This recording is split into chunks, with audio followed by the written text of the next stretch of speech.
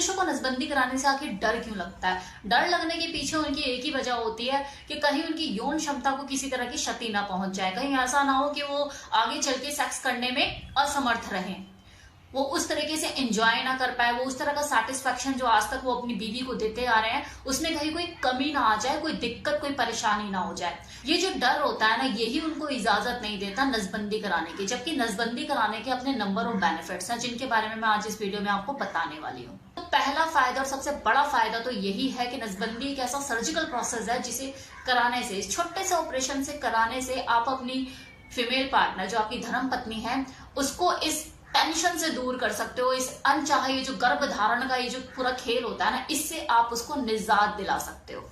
और दूसरी चीज, अगर आप बाहर भी कुल्हड़ के चाय पीने का शौक रखते हो, थोड़ा बाहर की सेटिंग वेटिंग है, तो आप उन परेशानियों से भी बच सकते हो कि कोई लड़की आपके ऊपर चेप नहीं होगी कि यार मैं तुम्हारे बच्चे की माँ बनने वाली हूँ, क्योंकि वो तो ऑप्शन आपके पास है ही नहीं ना कि आप किसी को माँ बना सको। टेम्परेरी वो स्थगित हो चुका है। टेम्परेरी स्थगित क्यों कह रही हूँ? क्योंकि नसबंदी का मतलब ये नहीं होता कि आप फ्यूचर में भी कभी बाप नहीं बन सकते। अगर आप चाहें, आपकी ऐसी चाहत हो कि मुझे बेबी करना है, या आप और आपकी जो धर्मपत्नी है वो चाहती है कि हाँ चलो हम तीसरा बच्चा भी कर लेते हैं या दूसरा बच्चा कर लेते हैं, तो उस कंडीशन में आपकी नसों को जो काट दी जाती है, चलो पहले मैं नसबंदी का प्रोसेस समझा देती हूँ कि होता कैसे है।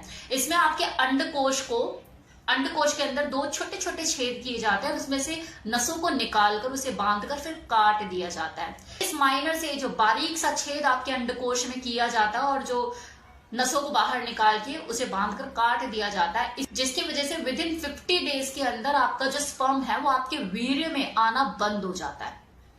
अगर आप चाहते हैं कि मुझे दोबारा बच्चा करना है, आपके अंदर ये इच्छा जागृत हो जाती है, तो उन नसों को दोबारा सर्जिकल प्रोसेस से जोड़ा जा सकता है।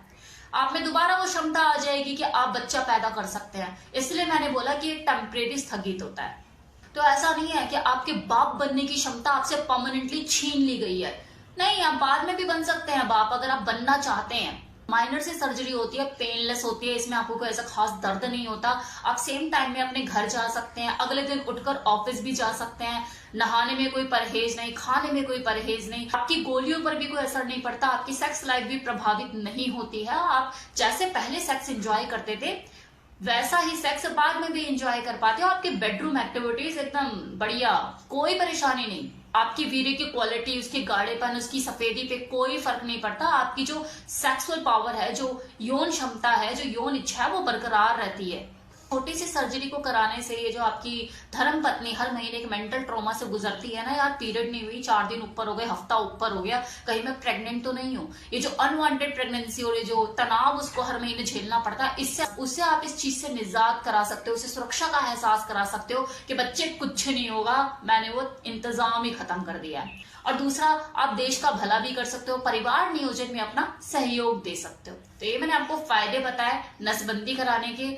मैं किसी को ये नहीं कह रही कि जाकर नसबंदी कराओ, वो आपका अपना डिसीजन है, मेरा तो काम था आपको इन्फॉर्मेशन देना।